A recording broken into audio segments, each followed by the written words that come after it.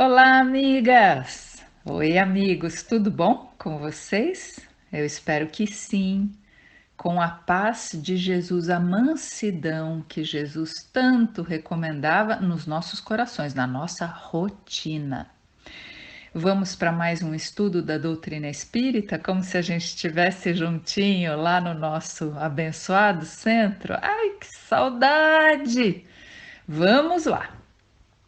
O tema de hoje é cuidar do corpo e da alma. E os livros utilizados nesse estudo foram o Evangelho segundo o Espiritismo, de Allan Kardec, capítulo 10, itens 7 e 8, e o livro Coragem, psicografia de Chico Xavier, mensagem 43 e autoria do Espírito Emmanuel. O título dessa mensagem de Emmanuel, Corpo e Alma, já nos faz pensar num erro cometido no passado e também ainda hoje, nos dias atuais, por muitos religiosos de várias religiões no mundo inteiro. E esse erro é desprezar os cuidados com o corpo, até mesmo maltratar o corpo, na tentativa de valorizar, de engrandecer a alma. Essa é uma interpretação errada das leis divinas. Nós sabemos que o corpo é só uma veste, uma roupa do espírito. Quando nós desencarnarmos, vamos deixar essa roupinha aqui, que é o nosso corpo. Se nós vivermos bastante, essa roupa vai estar bem gasta, velhinha, mas ela é apenas a roupa que vestimos nesta encarnação. O importante mesmo é o nosso espírito, que é imortal. Nós tivemos um começo, fomos criados por Deus em algum momento, mas não teremos fim, portanto, somos imortais. O nosso pensamento, os sentimentos, as nossas memórias, tudo isso está no nosso espírito, não no corpo. Então é claro que a alma é muito mais do que o corpo, coisa que Jesus sempre ensinou. Até aí, tudo certo.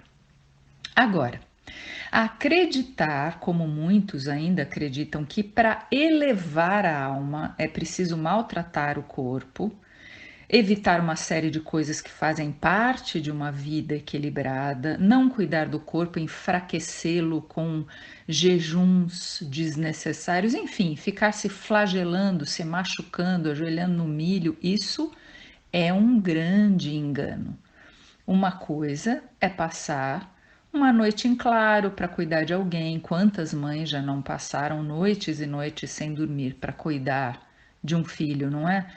Por exemplo, uma coisa é arriscar a sua vida para salvar a vida de alguém, não com a intenção de morrer, mas de ajudar o outro. Uma coisa é passar frio e fome numa missão de socorro ao próximo. E outra coisa, bem diferente, é maltratar o corpo por fanatismo religioso, ou por obsessões não tratadas, ou por problemas emocionais psiquiátricos não tratados. Isso tudo é maltratar o corpo inutilmente, sem que o sacrifício traga benefício para ninguém. No Espiritismo, nós aprendemos que duas coisas realmente contam para Deus nos avaliar: o nível da nossa consciência, quer dizer, o quanto a gente já sabe o que é certo e o que é errado, e a nossa intenção por detrás de cada ação. Então, se a pessoa vê outra se afogando e se joga no rio com um sincero desejo de salvá-la e de salvar a si mesma, é claro, Deus qualifica essa atitude como positiva. Mesmo que a pessoa não consiga salvar a outra, até não consiga salvar a si mesma, a intenção era boa, positiva. Já se a pessoa vê alguém se afogar e, ocultando o desejo de por fim a própria vida, se lança no rio fingindo que é para salvar o outro, Deus sabe também. Portanto, se a pessoa morrer, o sacrifício dela não foi positivo, porque a sua intenção não era salvar o outro, era morrer. Depende da intenção. Aliás, falando de sacrifícios, Antigamente, os homens supunham que era preciso oferecer sacrifícios aos deuses, depois a Deus, e nós nem precisamos entrar em detalhes sobre isso. Mas Jesus chega e espiritualiza esse sacrifício. Em Mateus, capítulo 5, versículos 23 e 24, ele diz: Portanto, se estás fazendo tua oferta diante do altar e te lembrar aí que teu irmão tem alguma coisa contra ti, deixa ali a tua oferta junto ao altar e vai te reconciliar primeiro com teu irmão e depois virás fazer a tua oferta. O Evangelho segundo o Espiritismo nos explica o seguinte sobre esse trecho. Quando Jesus disse, vai te reconciliar primeiro com teu irmão e depois virás fazer a tua oferta, ensinou que o sacrifício mais agradável ao Senhor é o dos próprios ressentimentos, que antes de pedir perdão ao Senhor é preciso que se perdoe aos outros, e que se algum mal se tiver feito contra um irmão, é necessário tê-lo reparado. Somente assim a oferenda será agradável, porque é proveniente de um coração puro de qualquer mau pensamento. Ele materializa esse preceito porque os judeus ofereciam sacrifícios materiais e era necessário conformar, adaptar as suas palavras aos costumes do povo. O cristão não oferece prendas materiais, pois que espiritualizou o sacrifício, mas o preceito não tem menos força para ele. Oferecendo sua alma a Deus, deve apresentá-la purificada. Ao entrar no templo do Senhor, deve deixar lá fora todo sentimento de ódio e animosidade, todo mau pensamento contra seu irmão. Só então sua prece será levada pelos anjos aos pés do Eterno. Lembrando que anjo quer dizer um espírito criado como nós, simples e ignorante, mas que já está, graças aos seus esforços e à bondade divina que a todos nós sustenta, muito à nossa frente na evolução. Isso é anjo de acordo com o Espiritismo, um espírito bem elevado, mas que foi criado como nós. E nós vamos chegar nesse ponto também. Então, o sacrifício que realmente conta para Deus não é material, é moral. O que ele quer é que nós sacrifiquemos nosso egoísmo, nosso orgulho, nossa avareza, nosso ciúme, nossa inveja. Isso é o que ele quer que seja sacrificado em nós. Portanto, a pessoa que deixa de comer, deixa de se arrumar, deixa de se apresentar sempre limpa, desde que tenha condições para isso, é claro, nem todos têm, infelizmente. A pessoa que deixa de cuidar de si, que deixa de tomar medicamentos que são necessários, que deixa de tomar vacinas que são indicadas, que deixa de fazer cirurgias, que deixa de frequentar os médicos da terra, achando que assim está colocando Deus acima de tudo, está muito equivocada, está muito errada. Deus espera que nós cuidemos desse instrumento incrível que é o nosso corpo e que nós usemos para isso tudo que está à nossa disposição, física e espiritualmente, com equilíbrio, com bom senso, sem fanatismos. Os médiuns de cura sérios, que nunca cobram nada pelo seu trabalho, é sempre bom lembrar, eles recomendam não abandone o tratamento material, o faça junto com o tratamento espiritual. E esse tratamento espiritual não se dá só na visita ao médium de cura ou na cirurgia espiritual, mas sim todos os dias, numa mudança interna necessária do paciente. Bom, então, cuidar do corpo é fundamental, mas cuidar não pode ser confundido com ser escravo dele. Nosso corpo não pode ser a coisa mais importante do mundo, mas também não pode ser maltratado. ele é uma bênção que recebemos de Deus, é a roupa da nossa alma nesta encarnação, e da mesma forma que nós cuidamos da nossa roupa para estarmos bem apresentados, devemos cuidar do nosso corpo. Tudo com equilíbrio.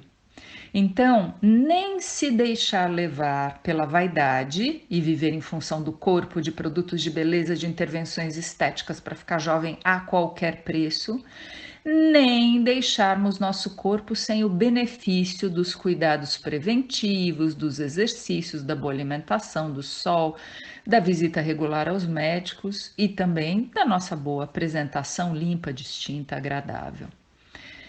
No livro Coragem, há uma mensagem de Emmanuel que faz uma comparação muito inspirada entre cuidar do corpo e da alma. Vamos ler? Começa assim. Atentos ao imperativo da elevação espiritual, convém destacar tanto as necessidades do corpo quanto as da alma. Procuras odontólogos, quer dizer, dentistas, distintos para o tratamento dentário. Urge, quer dizer, é urgente, ao mesmo tempo, aprimorar a palavra, a fim de que o verbo não se faça azorrague na boca. Azorrague é um flagelo, um açoite com chicote. Então, da mesma forma que cuidamos dos nossos dentes direitinho, é urgente aprimorar, cuidar com primor, com excelência, com perfeição das palavras que saem da nossa boca, para que elas não chicoteiem os outros. No livro Calma, Emmanuel nos diz que um grito equivale a uma pedrada mental. Olha que imagem forte e verdadeira, pedrada mental. Grito só serve para duas coisas: para chamar alguém que está longe e para alertar alguém de um perigo. Só para isso não tem mais nenhuma utilidade, nenhuma serventia. E as palavras ácidas, duras, rudes, mesmo que ditas baixinho, bem baixinho, assim, machucam muito. O que sai da nossa boca pode salvar, pode aliviar, curar, acalmar, emocionar, ou o contrário disso tudo. Vamos usar direitinho a nossa boca, então. Continua Emmanuel. Consultas oculistas e otorrinos diversos para retificar os desequilíbrios dos olhos e dos ouvidos. Nas mesmas condições, é forçoso aprender a ouvir e ver construtivamente, para que o mal não nos destrua as plantações de concórdia e esperança. Então, dependendo de como usamos os nossos olhos e os nossos ouvidos, nós podemos destruir as plantações de concórdia, de amizade, de fraternidade, de esperança ao nosso redor e também nas pessoas que convivem conosco, né? Em nós e nas pessoas que convivem conosco. Mas como assim nós devemos aprender a ver e a ouvir? Sim, nós devemos aprender a ver e ouvir, porque nós vemos e ouvimos as coisas de um determinado modo e interpretamos, tiramos conclusões e passamos para frente. Nós podemos cometer erros graves de julgamento, porque o que nós vemos e ouvimos é uma parte minúscula de uma situação ampla, né? Então, vamos colocar um filtro de mansidão, de açúcar nos nossos olhos e ouvidos. Vamos lembrar que Jesus disse: os mansos herdarão a terra. Quem é que vai continuar reencarnando aqui quando a Terra for um planeta melhor? Os mansos, os pacíficos, os pacientes, os resignados. E nós todos temos muito trabalho a fazer dentro de nós para sermos esses mansos que herdarão a Terra, né? Para estar nesse grupo que vai continuar reencarnando aqui ou em planetas equivalentes numa Terra já melhorada. Continua o livro Coragem. Buscas o ortopedista para socorro aos pés quando desajustados Imperioso igualmente orientar os próprios passos na direção do bem. Então, se nós usamos a bengala quando os nossos passos aqui na Terra, né, na matéria, estão trôpegos, estão vacilantes, por que não usarmos a bengala do Evangelho para orientar todos os nossos passos, os nossos passos? Não é só um ou dois, não, todos, né? É claro que não estamos falando da decisão de fazer torta de frango ou torta de legumes para o jantar, né? Mas as decisões morais do dia a dia. Tá com uma dúvida? Abre o Evangelho ou um livro edificante. A resposta estará lá e os nossos passos estarão bem orientados. Segue Emmanuel. Solicitas amparo ao cardiologista para sanar os desacertos do campo circulatório. De igual modo, é preciso sublimar os impulsos do coração. Um cardiologista espírita faria um seminário só sobre essa frase, com certeza. Quantos desacertos do nosso coração, do nosso cérebro, do nosso estômago não estão ligados às questões emocionais, espirituais, não é? A pessoa explode por qualquer coisa, vive brigando e aí estranha quando aparece uma moléstia no coração, um derrame, um problema circulatório mais grave, um problema qualquer de saúde. E tudo está interligado. Se a causa não está nesta vida aqui, está em vidas anteriores. E nesse caso também nós podemos atenuar a expiação de acordo com o modo de enfrentar o problema. A explosão de cólera, de raiva, cria agentes nocivos dentro do nosso corpo que nos adoecem. Então, se vamos ao cardiologista cuidar do nosso coração, devemos, com mais atenção ainda, cuidar dos nossos sentimentos. Diz Emmanuel: contratas o serviço especializado de costureiras e alfaiates para que te assegurem a apresentação pessoal no nível adequado à distinção e à limpeza. Necessário da mesma sorte que venhamos a aperfeiçoar expressões e maneiras no trato com os outros. Primeira coisa que nós já vimos aqui, não tem nada de errado em cuidar da própria aparência, desde que não nos escravizemos a esse cuidado. É ótimo nos mantermos com boa apresentação, a gente se sente bem, os outros se sentem bem quando nos veem.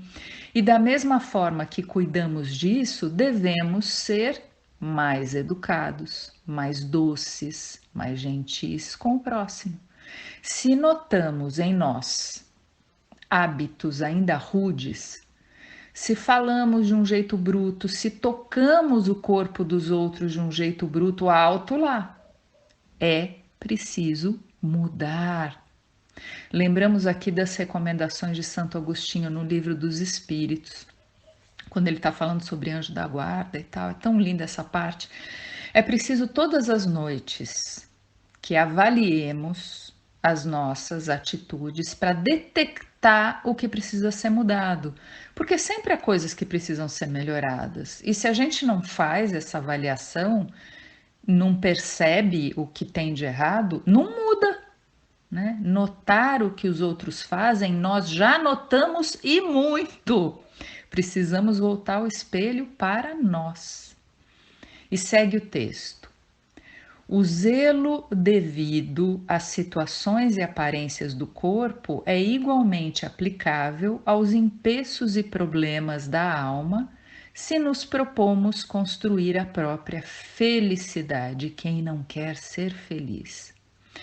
Então, estamos cuidando do nosso corpo? Ótimo! Temos de cuidar da alma com ainda maior atenção. Continua aqui o texto. Compreendamos que liquidar manifestações de cólera ou rudeza, crueldade ou impertinência será sempre trabalho de controle e de educação. E aqui termina a mensagem. Emmanuel nos recomenda eliminar as manifestações de cólera, de ódio, de raiva, crueldade, irritação, rudeza. Nós ainda somos muito imperfeitos, certo? Certo. Então, nós vamos sentir raiva. Vamos ter vontade de ser rudes, vamos ficar irritados, porque ainda, nossa senhora, ainda falta muito para a gente alcançar essa paciência, né, perfeita, completa. Tem muito caminho pela frente. Mas apesar de nós ainda sentirmos raiva, né, ainda ficarmos irritados, nós podemos eliminar as manifestações desses sentimentos. Ao sentir raiva, não damos expansão a ela. Ao termos vontade de ser rudes, mesmo que supostamente brincando, tô brincando, nós não iremos ser. Nós não temos o direito de dar expansão a esses sentimentos. E sabe quem será a primeira vítima desses destemperos? Nós. Nós. Aí tem gente que diz assim: mas é meu jeito. Não. Esse é um hábito ruim adquirido na infância ou em vidas passadas. Deus não nos criou para sermos rudes, para termos explosões de raiva, para ficarmos irritados com tudo, para sermos cruéis. Essa foi uma escolha ruim que fizemos no passado e que ainda continuamos fazendo. Como ensina Emmanuel, esse é trabalho de controle e de educação. É isso que a gente tem de fazer, nos controlar e nos educar. Educação é para a vida inteira. Nós temos de nos educar sempre. Quem ganha? Nós. Nos educando, nós teremos mais paz, mais saúde, mais alegria, mais ânimo, mais coragem. Jesus não disse: ajuda-te e o céu te ajudará? Nas nossas orações, pedir, nós pedimos como ninguém. Nossa, como a gente sabe pedir. Mas nós estamos fazendo a nossa parte para sermos ajudados? Estamos colaborando para deixar entrar a misericórdia de Deus nas nossas vidas, porque as bênçãos divinas estão aí ao nosso alcance o tempo todo. Deus é muito generoso, mas nós nos conectamos com Ele. Nos conectar com Deus não é só fazer a oração diária, é um modo de viver, um modo atento, um modo que se esforça para ser melhor. Não vamos virar anjos do dia para a noite, não vamos virar espíritos puros do dia para a noite, mas estamos nos esforçando todos os dias para melhorar. Aí sim, a gente se conecta com as melhores energias espirituais. Vamos nos ajudar então, pessoal? Vamos lá, todos nós? Vamos em frente com confiança e alegria e muita saudade também.